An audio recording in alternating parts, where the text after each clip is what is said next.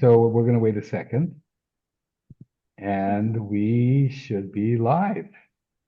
And hello to the wonderful author-illustrator, Marissa Valdez. Hi. Hello, Mel. Thank you so much for having me. I'm so excited to be here. Okay, and just in case, we are on Facebook, so I'm going to just welcome you again. Marissa Valdez, the incredible author-illustrator. And before I forget, I'm Mel Rosenberg, and I am the host of the Children's Literature Channel of the New Books Network. And I am here with a super talented young person, originally from the south of the United States and now living in Birmingham, which is in the north of England. So, Marissa, welcome to the show. So delighted to have you. And we're here because you're celebrating a hilarious new picture book, of which you are the author and the illustrator, which launched on April 1st from Roaring Book Press, which is part of Macmillan. And you should be super proud of that. To show everybody this incredibly funny book. Oh, thank you. Thank you so much, Mel. I am very, very proud of it, and I'm very excited to be talking about it today with you. Yeah. So it's hedgehogs don't wear underwear, or do they? I think that's the mystery, isn't it? That's Oh, the name of the book is Hedgehogs Don't Wear Underwear, yes. Yes. but there's a strike through it, so it could be Hedgehogs Wear Underwear, and then you won't find the book anywhere. Hedgehogs wear underwear might be a little less interesting to pick up. You might not have picked it up if it So, was that so, uh, great. Yeah. so I must tell you that I found out about this book from Chantal, and I've interviewed a few underwear picture book writers over the past couple of years.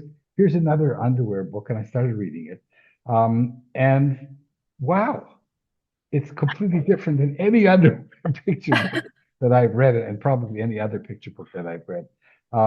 It's hilarious. A few words about the book. Is this your debut book as an author illustrator? This is my debut. Yes, this is the first one I've written and illustrated. And you've illustrated a lot of award-winning in New York Times, a wonderful picture books, which some of which you'll show us in a minute. So how did this happen? You know, hedgehogs, underwear, a hedgehog named Jacques, of all things, and you're from a Hispanic family. So many questions. A few words about the book first, Marissa. Yes, yes. Well, hedgehogs don't wear underwear. Like you said, my debut author illustrator. This book has taken, I think I started working on it in 2018. It sold in 2020, so it took 4 years to actually, put together with the publisher, and then it just published right this year. So it's taken a really long time to make. But the premise of the book is that, like you said, Jacques, our French hedgehog main character, has a secret love of underwear. And he's very scared to tell anyone about it, any of his other hedgehog friends, because hedgehogs don't wear underwear. He's never in the history of hedgehogs have hedgehogs worn underwear.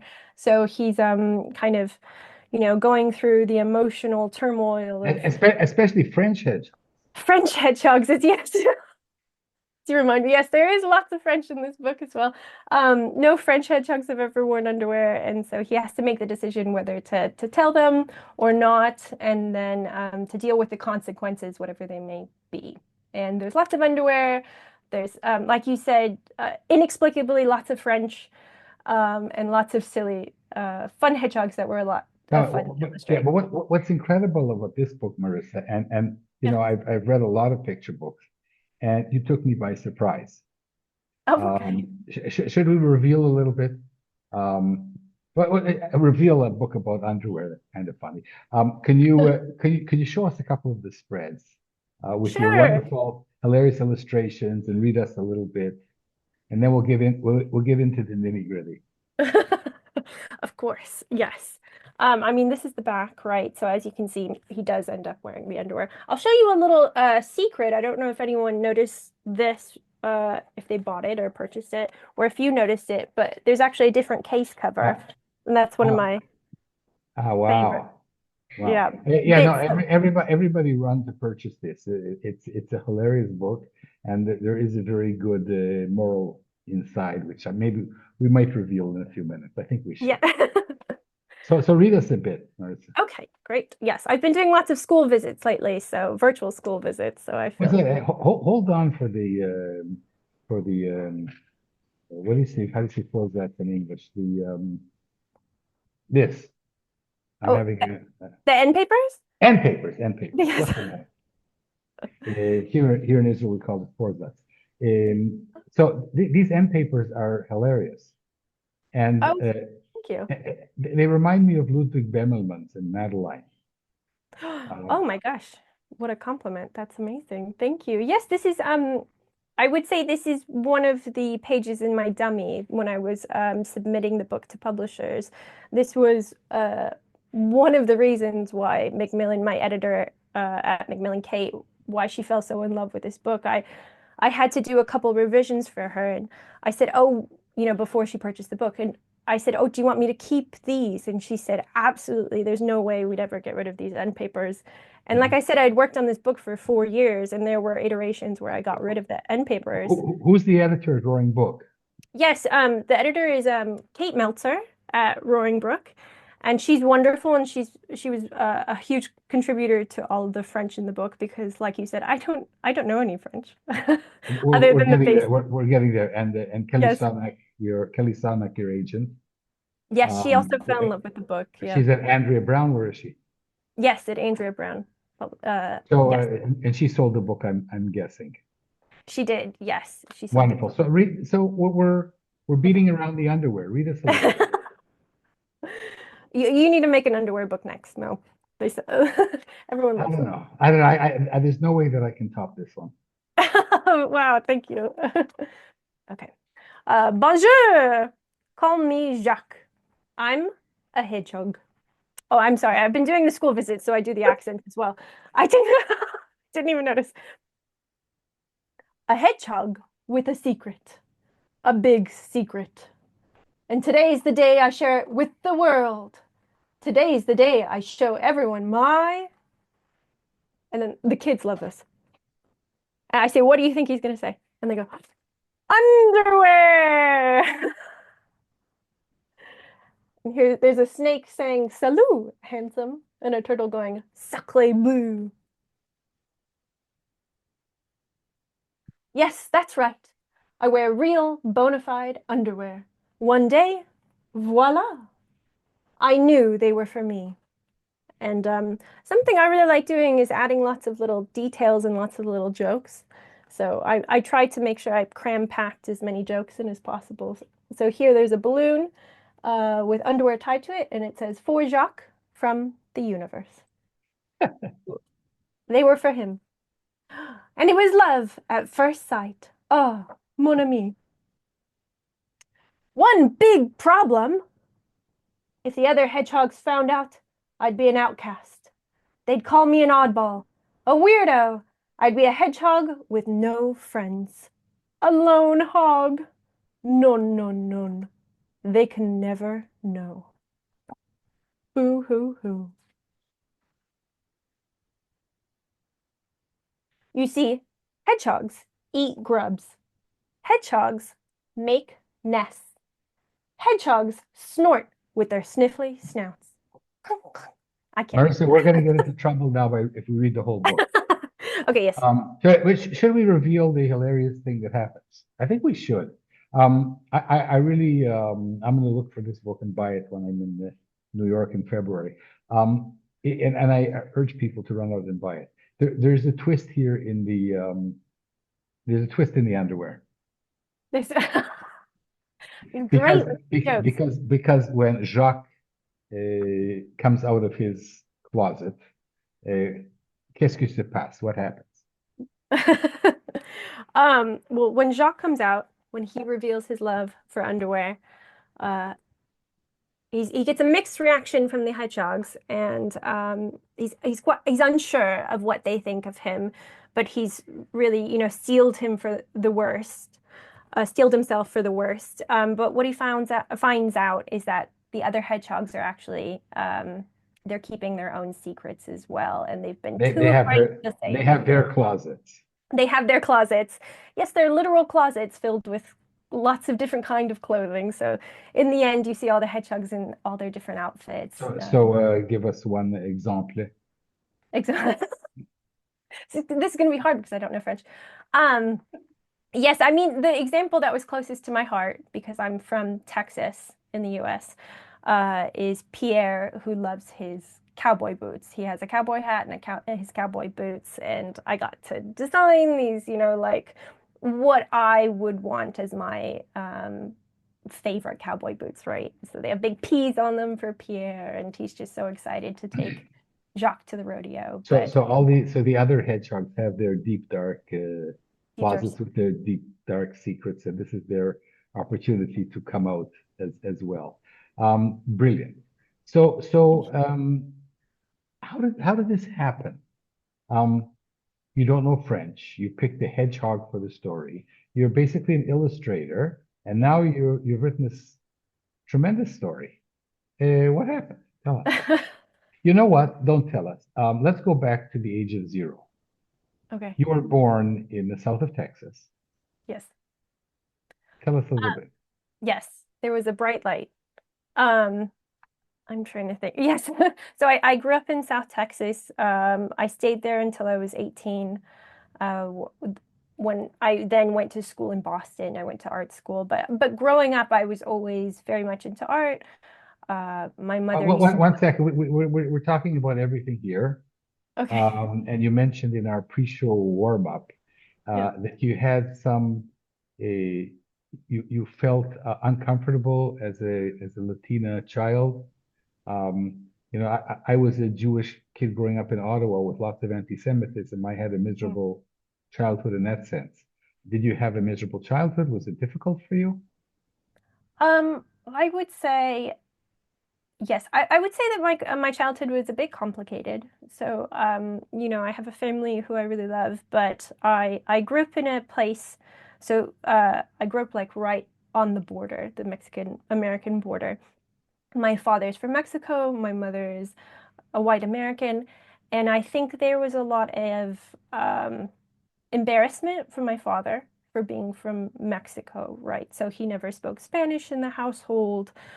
He kind of always wanted to act as if, he wasn't Mexican, he was better than the people from Mexico. So I guess kind of like a kind of racism towards his own people. And you would see that a lot. You would see that a lot in that area. So I mentioned to you that I spoke Spanish when I was very young. I was around a lot of people who spoke Spanish. But then as I got older, I did become a bit embarrassed. I was embarrassed to speak Spanish. And I felt kind of torn between having this Latina background and Latina heritage, but then also having a white mother and having a father who was kind of embarrassed of his heritage. And it's honestly something that I still struggle with to this day. So I feel, sometimes I feel embarrassed. I feel like I should know more Spanish or I should be more Latina, but I'm not. I don't know if you feel the same, that it's kind of a struggle. I feel like I'm in between worlds Well, sometimes. I moved to Israel when I was 18 to get away from anti-Semitism. So I mean Yeah. that was my journey. You moved to Birmingham, but you still have a very Spanish name. You didn't change your name No, to I didn't change. Mary Very or something. And I'm always tempted to call you Marissa. Yes. Um, so you kept your name, and in your website it says that you're a Latina, and I think that that's magnificent.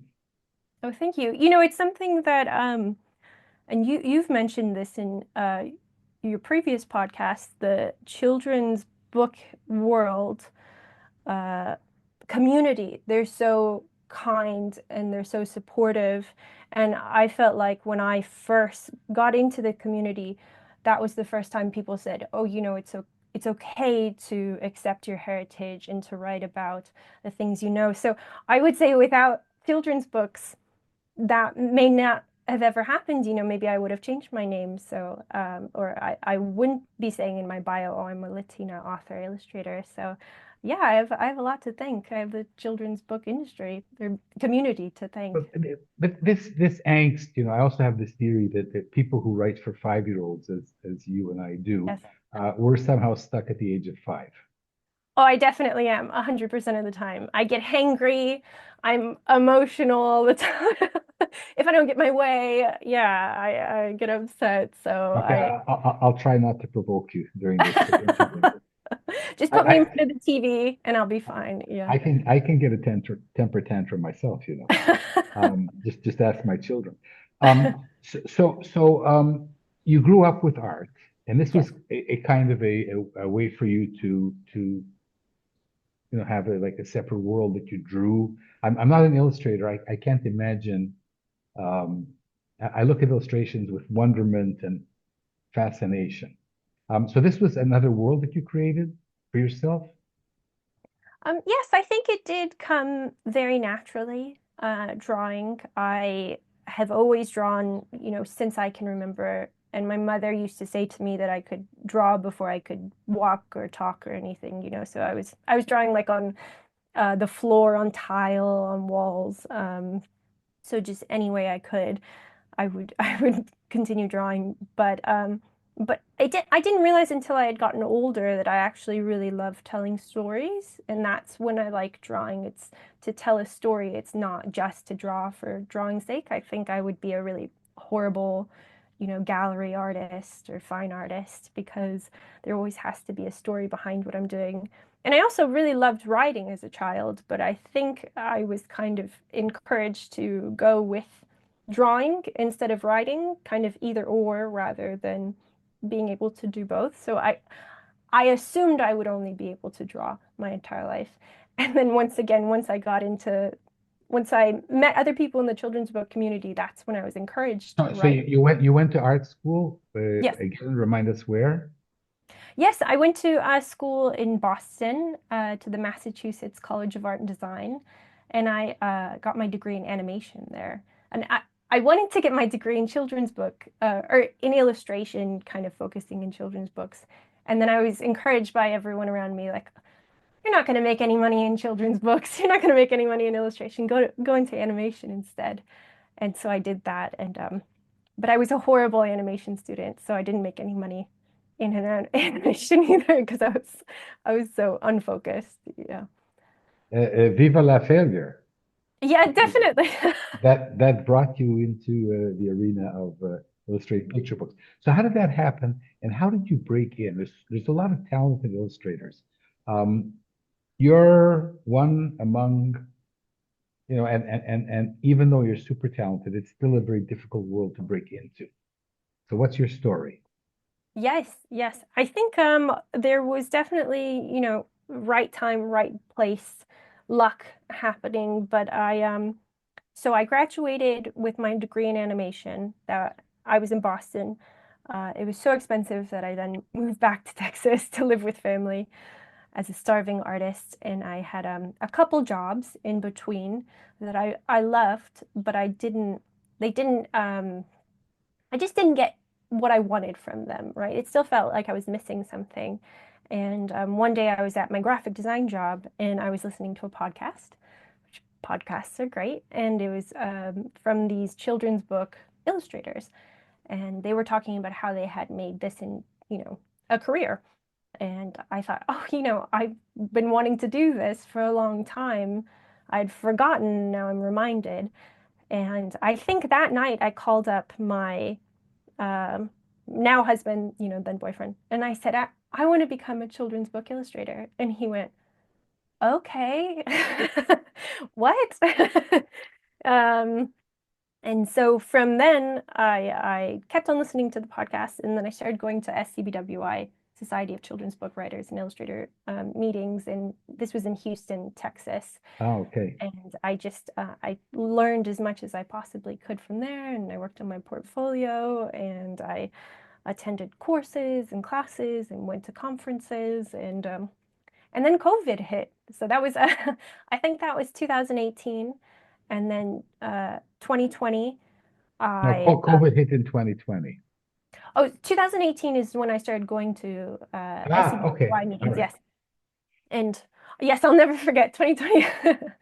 And then in 2020, when everything kind of shut down, is when I really started to focus on really, getting my portfolio out there. And I was very lucky. I didn't have to query. Um, yes, I put my portfolio up on a Twitter pitch. I don't know if you remember those.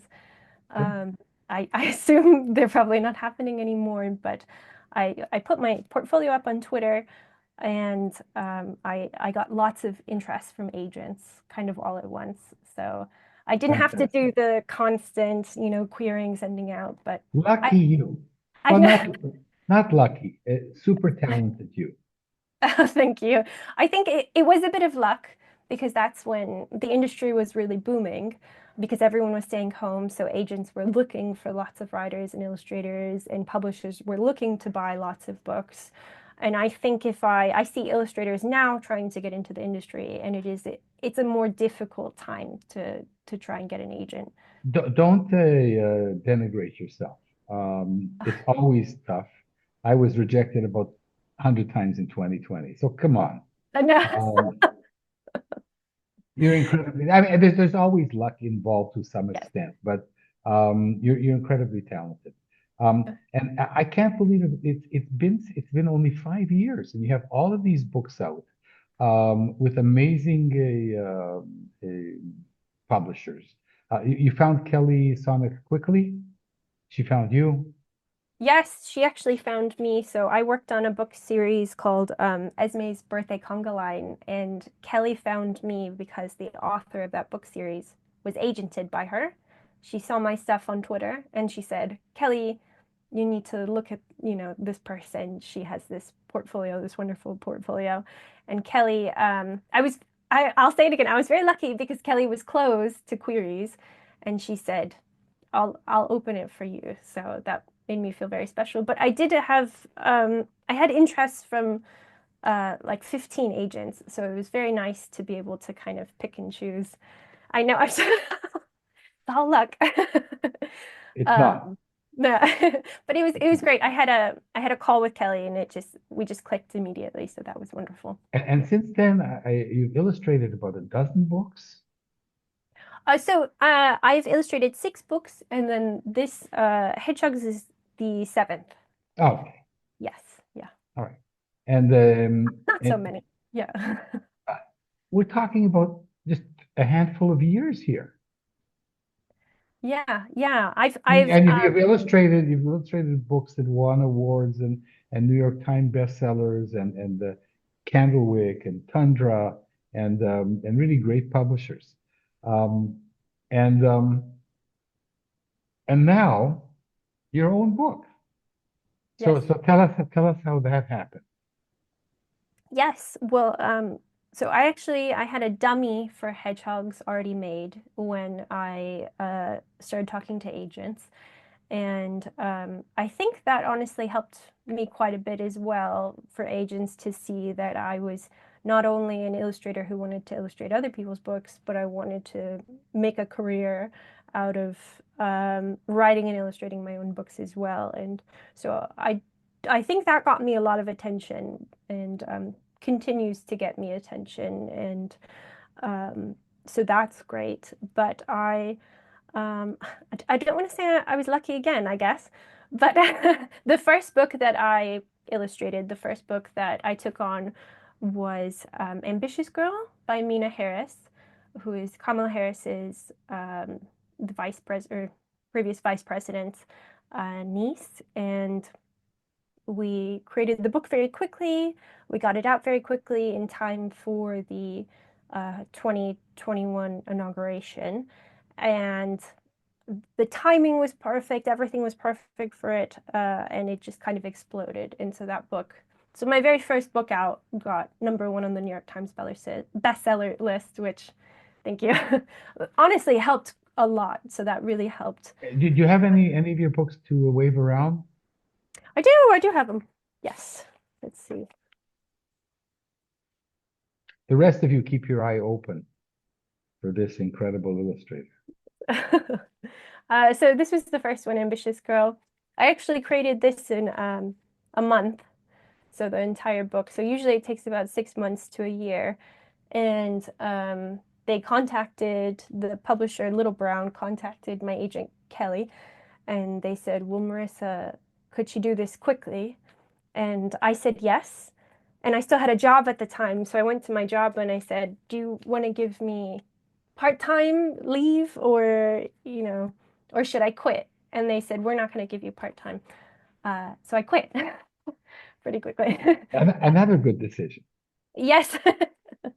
Yes. So it's worked out, but yeah, so that was Ambitious Girl. That was the first book that I worked on with Little Brown.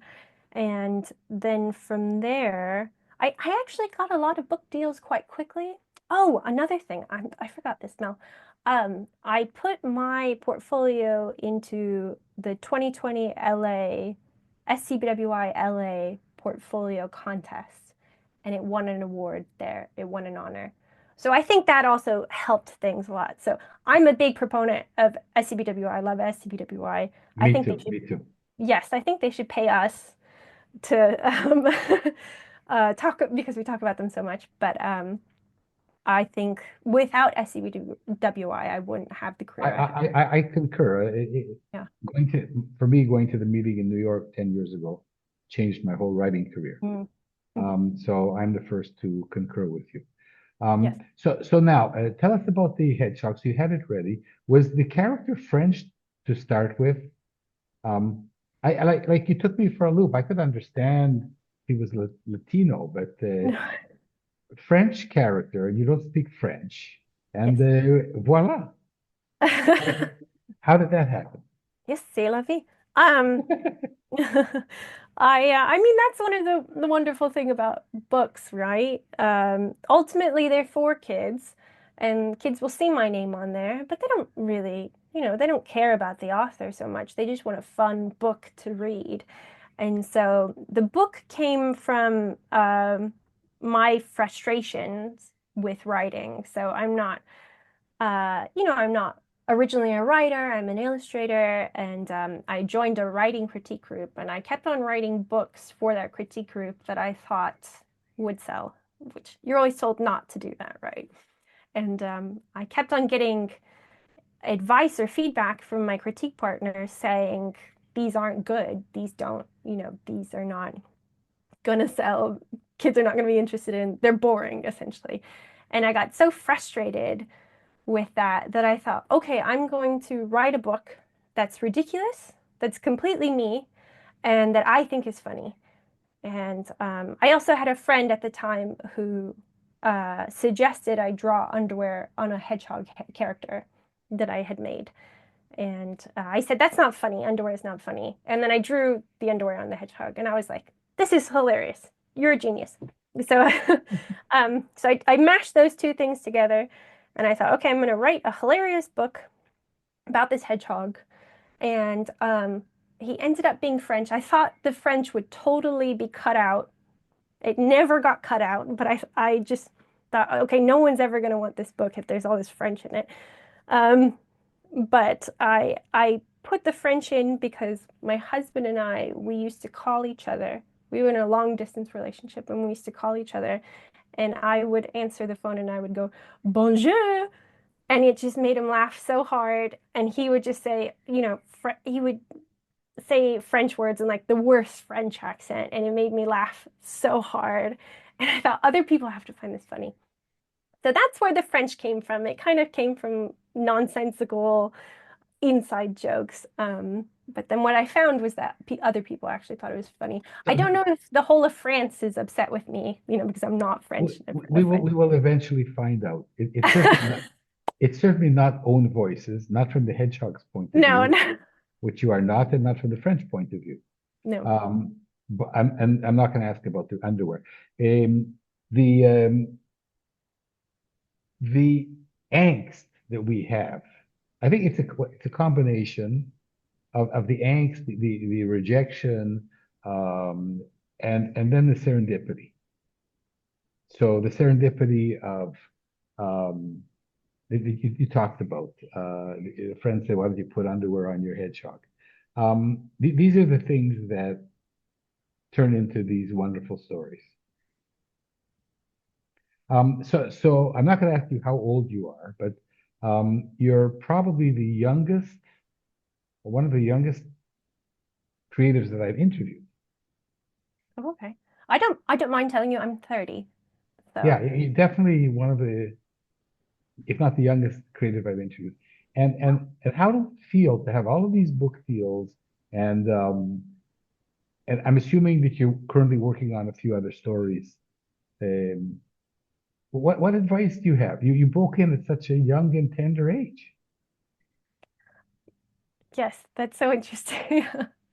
At the time it didn't feel like that. At the time it felt like I'm wasting my life and I'm running out of time. That's what it, because I don't know about you. I'm the type of person who feels like they always have to be doing something. They always have to be moving forward. And I think I'm also very impatient. And so it felt like if I was doing something and I didn't immediately like it, I just wanted to go on to something else. I didn't want to wait. But I will say that yes, I feel so happy to have this career. It does feel like what I was always meant to do. And I think of the day, I fear the day when the publishers stop saying, we want your books and I have to go try and do something else. If that day ever comes, because I don't know what I would do. But I would say that it's it's a blessing and a curse sometimes. Sometimes I do get stressed out. And I think a lot of writers and illustrators who do this. You're a creative, Marissa. It's part of the I those of us who are so fortunate to have agents and book deals, we have to remember that we are like super lucky. Yeah, And a few years ago, I not you, but I was in the query trenches for years and years. I'm a seasoned veteran. I think I was rejected 300 times. And then when you do find an agent, there's other issues and there's angst and there's fear. What happens if this book is my last book? yeah. But it sure beats where we were before. Yes, yes. I And we mean, have to you have to wake up in every morning and be super grateful for where we are in our careers, wherever we are. And so now I want to ask you. So yeah. are you now writing another story? Do you have another book deal? Have you gone back to illustration? What is happening with you now? Yes. So I have a what do I have? Sorry, I need to write down all my schedule all the time because then I forget. I do have another book that I'm illustrating that was just announced called Alec Cat Zam with I believe Simon and Schuster. And it's about a witch who turns children into cats and cats into children. So I'm very happy now that I'm so far in my career that I can kind of be a little choosier about the books that I do work on with other authors. And But you're a cat person. I'm a cat person. I love cats. I both of my cats they immigrated from America with me.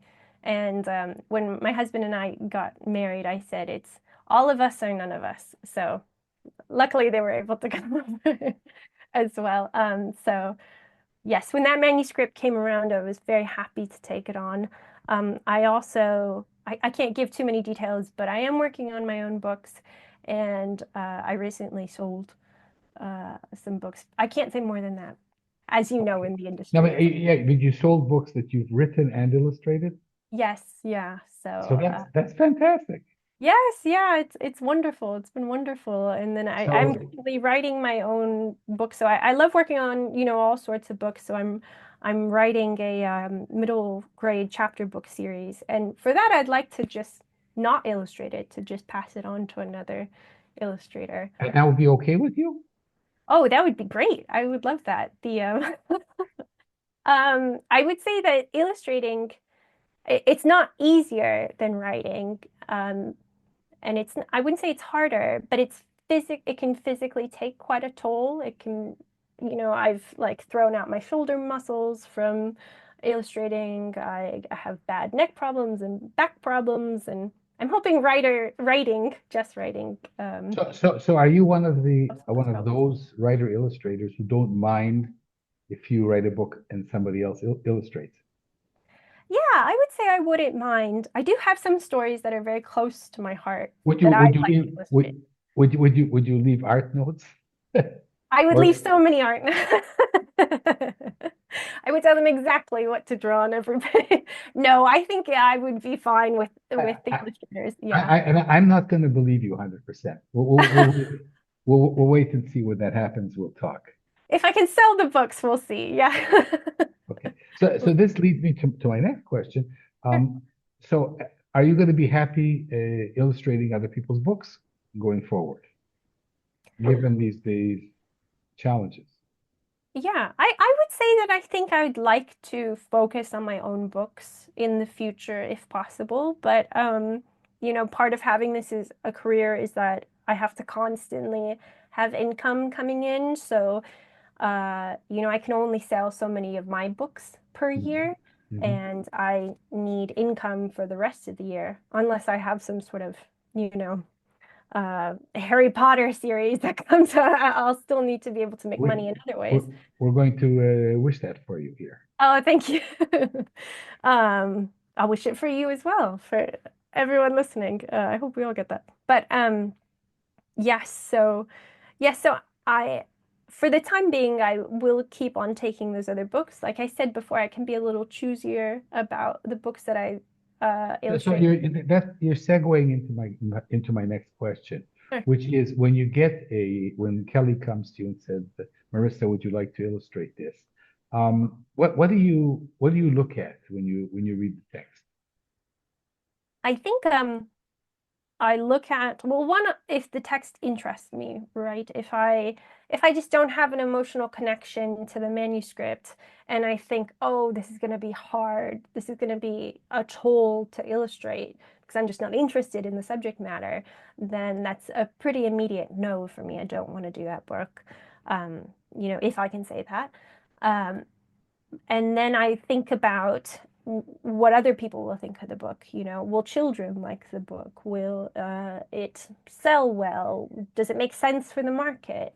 And then Kelly's great to work with because she gives me her own insight. She's a very honest, sometimes blunt person, and she'll say, I don't see this doing well in the future, or she constantly talks about a book's staying power. Is a book going to stay in print for a long time, or is it just kind of a book that's going to have one run So and then you it's so you're not a hired gun. So another? I'm going to take this one step further. Okay. Do you feel that you have to own the book? That when you're illustrating a text that you love, in a sense, it has to become Marissa's book too. You have to take ownership. I would say it now in my career. So earlier on in the career, I didn't feel that way. I was happy to just make a book and to say I have a book out in the world, but to do my absolute best, right? I wanted to Yeah. to do the authors um, a service with my illustrations. But now it does feel like, yes, I want to be the second partner in crime for these books. I want to, um, but that doesn't mean that I want to, steal the book away from the author and say, this is mine. No, I want, on the contrary, but for yes, the illustrator to own a book, I think is a huge benefit for the author as well. yes, yeah, if you have a good illustrator. Um, which I hope I I say that because I think of myself. But yes, I I'm happy to be in a partnership. That's what I want. And there's the book series that I talked about earlier, Esme's Birthday Conga Line. I definitely feel like I'm the other half of that book series. And I love the author so much. Her name is Lourdes Hire. And I constantly, she's a Kelly's client as well. And I constantly say, Well, she if she she she made the connection in a she sense. made Yes. she's the one who made the connection, and she's an amazing writer. And I constantly tell Kelly if she makes anything else, I should interview her. you should definitely interview her. I will. Put me in touch. We just made the connection now. Yeah. Yeah. And then you can make other connections later. She's a great, like a hilarious writer. And so anytime she makes anything, I'm like, yes, I want to be a part of a Lourdes book. Unfortunately, those books did not do very well, but it doesn't. I think eventually our partnership will do well in the future, hopefully. So, yeah, so I would Did I answer your question? I feel like I got off topic a No, bit. you answered my question Oh, okay. splendidly. Okay. So another thing about you that I find very wonderful is that you're giving back. On your website, you have lots of advice. Um, I just shared some of your advice. Oh, Um, and what is some of your advice that you would like to share to the many people who are listening and watching? yeah. I think the advice that I always give is if you want to make this a career, if you want to make it more than just publishing one book, but even just publishing one book, um, it's very important to take risks, to take calculated risks, because it's not an easy industry. Everyone's so nice in it that sometimes I think you can be a bit fooled and you can think, oh, this is going to be no problem. But it's very I was thinking of your critique group that was kind to you by me being blunt. yes, That yeah. that that that rarely happens. It was a great critique group. I mean, I also really, really support critique groups. I think if you can get yourself a great critique group, you're gonna um, become much better very quickly. But yes, taking risks is, I think, absolutely necessary if you want to be in the industry because um, every time I've succeeded, it's because I've taken some, what felt like at the time a huge risk, right? I've put myself out there in a way that I thought, oh, I have to fail. And I think expect to fail, most of the time. You're going to have that 1% of success taking risks, but then you're also going to fail 99% of the time. And like you said, the more it happens, I think the more, the less, I don't want to say the less it hurts, but the more you get used to the failure and then you just expect it. And then when that success happens, it feels great. But even now, I take risks. I try out new aspects of my business. I reach out to people. I don't want to say, talking to you was a risk at all, but it's a bit nerve-wracking coming on to live talk and hoping I don't put my foot in my mouth or anything like that. That's a bit of a risk as well, but it's a wonderful I reward. mean, Marissa, look at Jacques. He took a risk. I mean, Oh come my on. gosh, you're right. Subconsciously, it was always there. Yeah. And Jacques is you in a sense. He definitely is. He definitely is. I just need to learn more French. My editor, Kate, she knows, she's like fluent in French, so I got very, very So lucky there. she helped you with the French. She did. She was like 99% of the French. She was amazing. There would be no book without her, without the team. It's That was incredible. great. It's incredible. We've run to the end of our program, and I'm just going to shout out again that I've been very fortunate in talking to Marissa Valdez, who is a very well-known illustrator and now becoming a very well-known writer, author, illustrator with her new book, Hedgehogs Don't Wear Underwear, published by Roaring Book Press, just out in 1st of April, which is a funny date to launch a book, but it's a funny book.